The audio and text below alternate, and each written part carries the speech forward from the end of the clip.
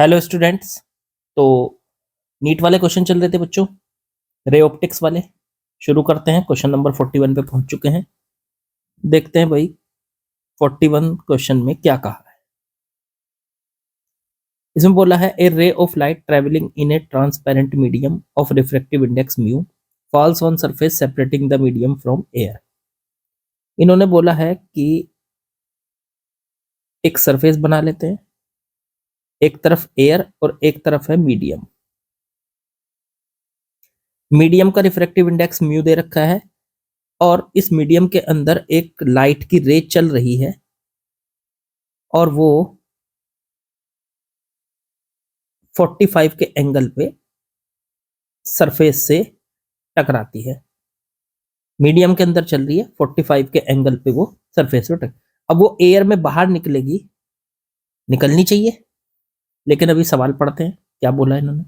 For which following value of mu, mu की किस value के लिए रे can undergo total internal reflection, मतलब वो बाहर ना निकले, उसका अंदर ही टोटल इंटरनल रिफ्लेक्शन हो जाए। तो ऐसा तो आप खुद सोच सकते हो कि इसका टोटल इंटरनल रिफ्लेक्शन कब होगा, जब ये जो एंगल है 45 अगर ये क्रिटिकल एंगल के बराबर हो जाएगा। ये अगर क्रिटिकल एंगल के बराबर हो गया तो समझ लीजिए इसका टोटल इंटरनल रिफ्लेक्शन हो जाएगा और ये लाइट रे मीडियम से बाहर एयर में नहीं जाएगी। तो इसका मतलब क्रिटिकल एंगल 45 हो गया, तो म्यू की वैल्यू बतानी है। अब याद करो क्रिटिकल एंगल का फॉर्मूला क्या होता था, साइन थीटा सी।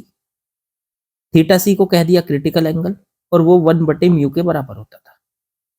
अब साइन थीटा सी की वैल्यू रख दो 45, क्रिटिकल एंगल है 45 इक्वल्स टू 1/म्यू। साइन 45 की वैल्यू 1/√2 बराबर 1/म्यू। क्रॉस मल्टीप्लाई कर लो तो म्यू की वैल्यू √2 आ गई। ये आ गया आपके पास म्यू।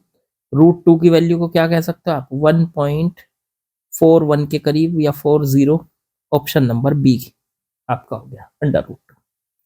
तो आसान था सवाल, बहुत ही आसान था, मतलब कुछ नहीं था इसमें। चलो आगे बढ़ते हैं। चलिए बच्चों नेक्स्ट क्वेश्चन में आते हैं, क्वेश्चन नंबर 42। ये भी बड़ा आसान सा सवाल है। इसमें दिया है two thin lenses of focal length f1 and f2 are in contact. दो थिन लेंस है, एक लेंस की फोकल लेंथ f1 और दूसरे की है f2। उनको कांटेक्ट में रख दिया और एक ही एक्सिस पे रख दिया। कोएक्सियल वर्ड बोला है तो इसका मतलब है एक ही एक्सिस पे रख दिया। इन दोनों की मिला के पावर क्या होगी, मतलब इन दोनों के कॉम्बिनेशन की पावर निकालनी है।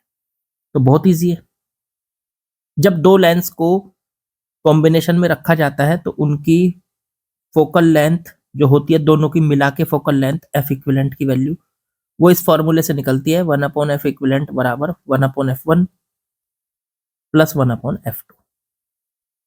ठीक है, तो ये फोकल लेंथ निकल गई आपकी दोनों की मिला के।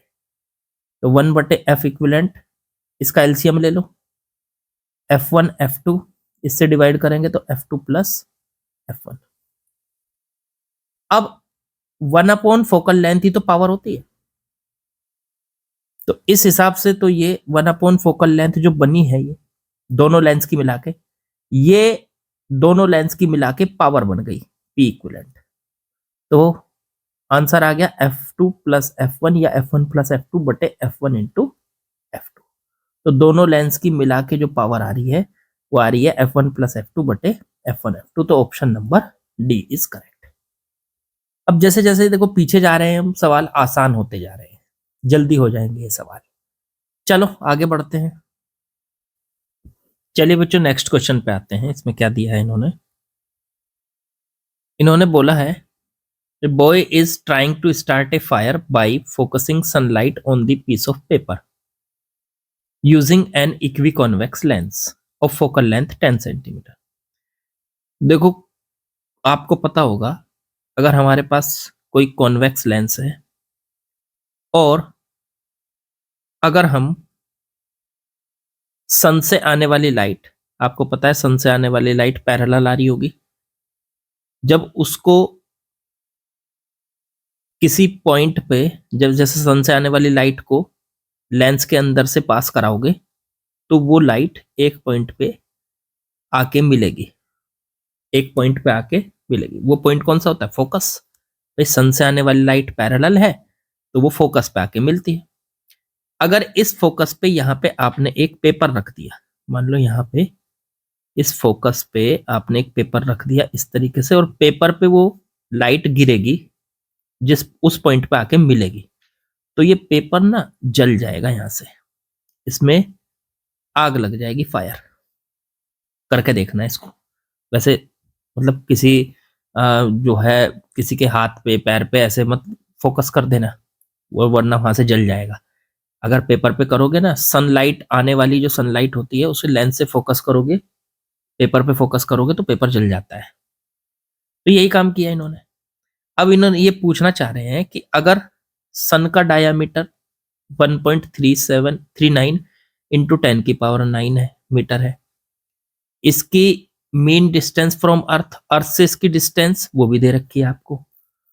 तो सन की जो इमेज बनेगी पेपर पे उसका डायामीटर कितना होगा? सीधी सी बात पता है, जब आप किसी लेंस पे सामने ऑब्जेक्ट रखते हो तो ऑब्जेक्ट की हाइट मतलब सन का डायामीटर दे रखा, ठीक है, और जब उसकी इमेज बनती है यहां, ठीक है, तो उस इमेज की हाइट आई मान लेते हैं, ऑब्जेक्ट की हाइट को ओ मान लेते हैं। तो इमेज की हाइट हमें निकालनी है, ऐसे समझ लो। सन की हाइट दे रखी है या सन का डायामीटर दे रखा है, और उसकी जो इमेज बनेगी पेपर पे उसकी हाइट हमको निकालनी है, या फोकस पे कह लो, फोकस पे जो उसकी इमेज बनेगी उसकी हाइट निकालनी। तो आसान सवाल है, बस आपको एक फॉर्मूला याद होना चाहिए इसमें, मैग्निफिकेशन का। लेंस से बनने वाली जो इमेज होती है उसकी मैग्निफिकेशन का फॉर्मूला होता है V/U, ठीक है ना। V इमेज, इमेज तक डिस्टेंस उसकी, या ये कह लो लेंस से इमेज की डिस्टेंस, और U लेंस से ऑब्जेक्ट की डिस्टेंस।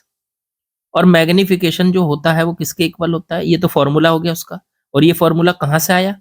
तो मैग्निफिकेशन का जो मेन फॉर्मूला है वहां से आया, वो होता है इमेज की हाइट बटे ऑब्जेक्ट की हाइट। तो यहां से अभी इस रेशो को हम यूज करेंगे, V/U बराबर I/O। V का मतलब हो गया इमेज कितनी दूर बन रही है लेंस से, और U का मतलब हो गया ऑब्जेक्ट कितनी दूर है, I का मतलब हो गया इमेज की हाइट, और O का मतलब हो गया ऑब्जेक्ट की हाइट। अब V को सबसे पहले रखो, ये बन कितनी दूर रही है, तो इमेज बन रही है फोकस पे, तो इमेज V की वैल्यू तो हो गई फोकस F के बराबर। चलो जी V की वैल्यू F के बराबर रख दो। F कितना दिया था? 10 सेंटीमीटर। देखो ये दे रखा 10 सेंटीमीटर फोकल लेंथ।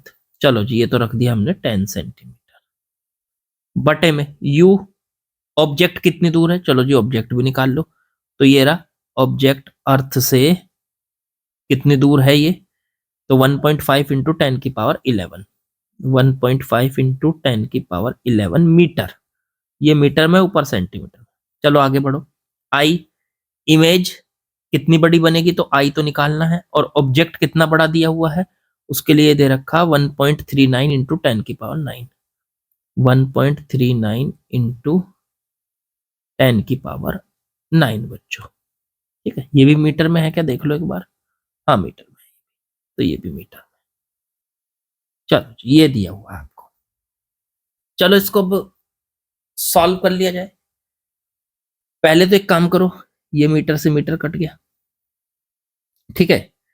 अब ये सेंटीमीटर बचा, सेंटीमीटर में ही आई का आंसर आ जाएगा, ये मीटर से मीटर तो कट गया। देखो 10⁻9 यहां से काटेंगे तो 10⁻2 बचेगी बस यहाँ। तो ये ऊपर बचा 10 सेंटीमीटर बटे 10⁻2 की मल्टीप्लाई 1.5 से कर देंगे तो नीचे बन जाएगा 150 बराबर आई, और बटे में 139 इधर बचा बस ये, जीरो से जीरो कट कर लो, ये इधर बच गया I इज इक्वल टू 1.39 और बटे में 15 और सेंटीमीटर बच्चों। ये आ गया आपका आंसर। जरा इसको चेक करके देख लेते हैं कितना बैठ रहा है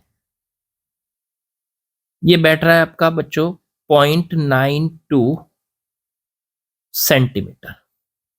ठीक है, ऑप्शन चेक कर लो। 0.92 ये बैठ गया, मीटर में करोगे तो इसको आ जाएगा आपका 9.2 इंटू 10 की पावर, सेंटीमीटर से मीटर में बनाया। एक आपने यहाँ से 0.92 नहीं, सॉरी 0.092 आ रहा है, ये 0.092 थोड़ा सा गलत हो गया है, इसको दोबारा लिख देता हूँ। 0.092 सेंटीमीटर, या इसको यहां से लिख लो 9.2 इंटू 10 की पावर -4 मीटर। ऑप्शन चेक कर लो, ऑप्शन ए इज करेक्ट। आसान सवाल था, कुछ नहीं है ये भी, बिल्कुल आसान सवाल था।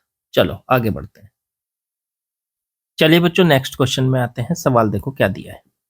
The frequency of light wave in A material is, देखो लाइट वेव की एक मटेरियल के अंदर फ्रीक्वेंसी दे रखी है 2 इंटू 10⁻14 हर्ट्स, और वेवलेंथ दे रखी है 5000 एंगस्ट्रॉम। तो रिफ्रैक्टिव इंडेक्स पूछा है मटेरियल का, बहुत आसान सवाल है। सबसे पहले मटेरियल का जो रिफ्रैक्टिव इंडेक्स होता है उसका फॉर्मूला होता है म्यू बराबर C/V। C है लाइट की स्पीड एयर में, और V है लाइट की स्पीड मटेरियल के अंदर। ठीक है, अब C तो हमें पता है कितनी होती है, V कैलकुलेट करना पड़ेगा। अब मटेरियल के अंदर जो वेलोसिटी होती है उसके लिए आपको एक तो फ्रीक्वेंसी दे रखी है लाइट की, और एक उसकी वेवलेंथ दे रखी है, बस इसी से काम हो जाएगा। वेलोसिटी का फॉर्मूला होता है लाइट की फ्रीक्वेंसी और इनटू में उसकी वेवलेंथ।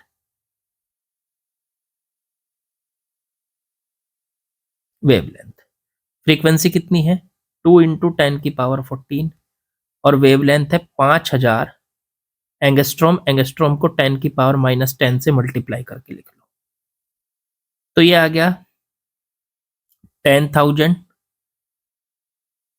इंटू 10 की पावर 4। अब ये बन गई 10 की पावर 8 मीटर पर सेकेंड। तो इसका मतलब वेलोसिटी कितनी है 10 की पावर 8 मीटर पर सेकेंड है बच्चों। अब म्यू निकालने के लिए C/V, C कितना होता है 3 इंटू 10 की पावर 8, और बटे V कितना आया 10 की पावर 8। 10 की पावर 8 से 10 की पावर 8 कट गया, तो म्यू की वैल्यू आ गई बच्चों 3। तो इसका मतलब मटेरियल का जो रिफ्रैक्टिव इंडेक्स है वो कितना है, वो 3 है। चलो अगले सवाल पे पहुंचते हैं। चलिए बच्चों नेक्स्ट क्वेश्चन पे आते हैं। क्या बोला है इसने इसमें, a small coin is resting on the bottom of beaker filled with liquid. एक कॉइन है जो इस बीकर के अंदर रखा है, कॉर्नर पे देखो ये रखा कॉइन, लिक्विड इसमें भरा हुआ है। A ray of light from the coin travel up to the surface of liquid and moves along its surface. इसमें से एक लाइट रे निकलती है, देखो ये निकली, दिखाता हूं आपको, ये रही, ऐसे गई सीधी यहां तक, और फिर बाहर निकल के जो है वो सरफेस के पैरेलल चली, ऐसे देखो सरफेस के पैरेलल गई, यहां से इस तरह से गई। अब आपको याद होगा कि डेंसर मीडियम में से जब लाइट रे निकल के और सरफेस के पैरेलल हो जाती है तो इसका मतलब यहां पे हो चुका है total internal reflection, TIR। TIR यहां पे हो गया है, इसका मतलब ये एंगल जो है ये कौन सा एंगल होगा, अगर इसको यहां पे बढ़ाएं तो ये वाला एंगल जो थीटा है ये होगा इसका क्रिटिकल एंगल। अब इसे कैसे कैलकुलेट किया जाए, तो ये थीटा होगा तो इधर वाला भी ये थीटा होगा। आप इस ट्राइंगल से इसको कैलकुलेट कर सकते हो, इस ट्राइंगल से यहाँ पे साफ नजर आ रहा है tan थीटा बराबर परपेंडिकुलर 3 और बटे बेस 4, तो 3 सेंटीमीटर बटे 4 सेंटीमीटर, सेंटीमीटर सेंटीमीटर कट गए, थीटा की वैल्यू आ गई 3/4 मतलब 37 डिग्री। इस ट्राइंगल से ज्योमेट्री से हमें ये पता चल गया कि ये थीटा की वैल्यू है कितनी, ये 37 है, तो यही हमारा क्रिटिकल एंगल का काम कर रहा है, क्रिटिकल एंगल का ये काम कर रहा है हमारे। चलो ठीक है, क्या हम क्रिटिकल एंगल के फॉर्मूले से यूज करके हम म्यू निकाल सकते हैं इसका, लिक्विड का? तो फॉर्मूला होता था क्रिटिकल एंगल का sin θc बराबर 1/म्यू। अब थीटा सी की वैल्यू तो यही है 37 क्रिटिकल एंगल, तो साइन 37 बराबर 1/म्यू। अब यहां से साइन 37 की वैल्यू रख लो 3/5 बराबर 1/म्यू। इसको उल्टा कर दो तो म्यू की वैल्यू आ जाएगी 5/3। लो जी, ये इस लिक्विड का रिफ्रैक्टिव इंडेक्स आ गया म्यू 5/3। अब इसकी क्या जरूरत थी सर, क्योंकि इसने जो सवाल पूछा था यहां देखो, how fast is the light travelling in the liquid. इस लिक्विड के अंदर ये जो लाइट है ये कितनी फास्ट चलेगी, इसकी स्पीड क्या होगी। तो उसके लिए एक फॉर्मूला होता है हमारे पास, म्यू बराबर किसी भी मीडियम का जो म्यू होता है वो c/v होता है। मतलब लाइट की स्पीड हवा में और लाइट की स्पीड मीडियम में। अब मेरे को लाइट की स्पीड मीडियम में निकालनी है, v निकालनी है, तो v को यहां ले आता हूं और म्यू को इसकी जगह ले आता हूं। तो v बराबर आ गया c/म्यू। c की वैल्यू 3 इंटू 10⁸ होती है और बटे म्यू हमने निकाल लिया 5/3। इसको ऊपर लेके जाओ तो ये 9/5 इंटू 10⁸। देखो ऐसा कुछ आपके पास ऑप्शन में हो तो पहले इसको कट कर लो। 5 1 जा 5 और 4 बचा तो 5 8 जा 40 इंटू 10⁸ मीटर पर सेकेंड। ऑप्शन कौन सा बन रहा है, तो ऑप्शन बन रहा है बच्चों ए। तो आसान सवाल थे, जैसे जैसे हम पीछे के ईयर्स में जाएंगे तो भाई सवाल थोड़े थोड़े आसान होते चले जाते हैं। ठीक है, तो ये आसान सवाल है, जल्दी होने लगेंगे, वीडियो जल्दी खत्म होने लगेगी। चलो खैर, बाकी कल करते हैं। लाइक शेयर सब्सक्राइब कमेंट वो आप कर ही दोगे, मुझे पता है, प्रैक्टिस करते रहिए, सेलेक्ट अपने आप हो जाएंगे आप लोग। ओके, कल मिलते हैं।